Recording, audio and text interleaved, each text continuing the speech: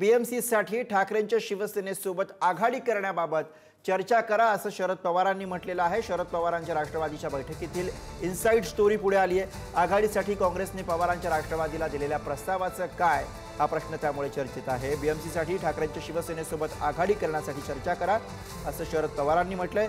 शरद पवारांच्या राष्ट्रवादीच्या बैठकीमधली ही महत्त्वाची अपडेट।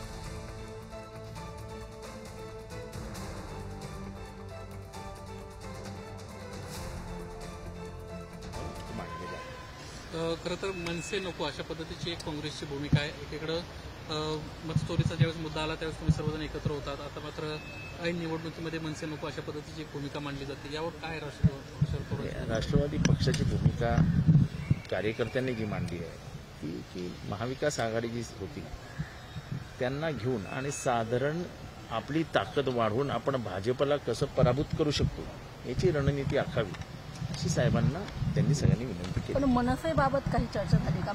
मनसेचा प्रस्तावच नाही, अजून त्याबाबत अजून चर्चाही नाही, त्याच्यामुळे त्याच्यावरती बोलण्यात काय आता सध्या तरी अर्थ नाही। खरं तर दोन भाऊ एकीकडे येत असताना राष्ट्रवादी काँग्रेस शरदचंद्र पवार पक्षाची काय भूमिका राहणार आहे? तुम्ही दोन भावांसोबत जाल की काँग्रेससोबत राहणार?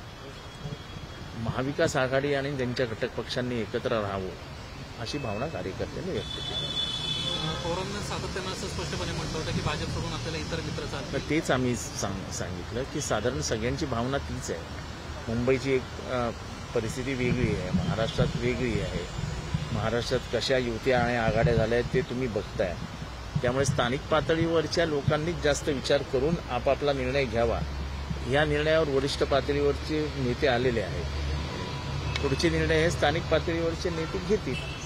काँग्रेस नेत्यांची तुम्ही समजूत काढणार का की आपण एकजूट राहिलं पाहिजे जर भाजप विरोधात लढाई? साहेबांची भूमिका दिल्लीपासून गल्लीपर्यंत स्पष्ट आहे की भाजपला पराभूत करण्यासाठी जे करता येईल ते करावं। समजूत काढणार मी बोललो तेवढंच बोलीन, मी समजूत काढणार की नाही ते त्यांना माहिती। पुढील आठवड्यात काही बैठक होणार आहे का एकत्रित? कारण आज आपली एक बैठक झाल्यानंतर पुन्हा एकदा काँग्रेससोबत बसलं जाईल असं सांगण्यात आलं होतं। ते आता काँग्रेसचा काय निरोप येईल, साहेबांची ते काय बोलतात ती वेगळी गोष्ट आहे। पण आज जी बैठक झाली त्याच्याबाबत महाराष्ट्राला आणि तुम्हाला सगळ्यांना माहिती देण्यासाठी मी आलो। सर, हिंदी में जाना चाहिए, आज की बैठक में क्या हुआ है, किस बारे में चर्चा हुई है? इस बारे इतनी ही चर्चा हुई कि पार्टी के कार्यकर्ताओं ने कहा कि भाजपा को पराभूत करने के लिए हमको महाविकास आघाड़ी का जो गठन हुआ है वो जो पार्टियां इकट्ठा हुई थी और रही है वो ऐसी ही रहनी चाहिए, ऐसी कार्यकर्ताओं की भावना है। मतलब जिस तरीके की यूनिटी हमने सत्याचा मोर्चा में देखी थी, जहाँ पे एमएनएस से लेके एनसीपी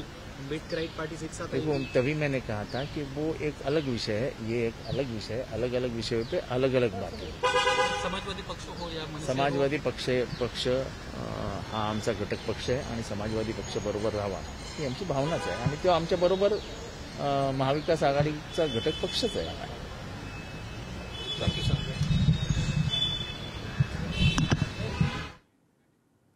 तर शरद पवार यांच्या राष्ट्रवादी काँग्रेसची आज बैठक झाली आणि या बैठकीनंतर जितेंद्र आव्हाड हे माध्यमांशी संवाद साधत होते। स्थानिक परिस्थितीनुसार युतीबाबतचे निर्णय होतील असं आव्हाडांनी यानंतर स्पष्ट केलेलं आहे। आपली ताकद वाढवून भाजपला पराभूत करण्याच्या दृष्टीने प्रयत्न सुरू असल्याचंही आव्हाडांनी सांगितलं। बीएमसीसाठी ठाकरेंच्या शिवसेनेसोबत आघाडी करण्यासाठी चर्चा करा असं शरद पवार यांनी सांगितल्याचं पुढे येत आहे। शरद पवारांच्या राष्ट्रवादी काँग्रेसच्या बैठकीमधनं ही मोठी बातमी पुढे येते। महाविकास आघाडी मुंबई महापालिका निवडणुकीच्या दृष्टीने टिकवण्याचे प्रयत्न हे आता पवार आणि त्याचबरोबर ठाकरेंकडनं सुद्धा सुरू आहे।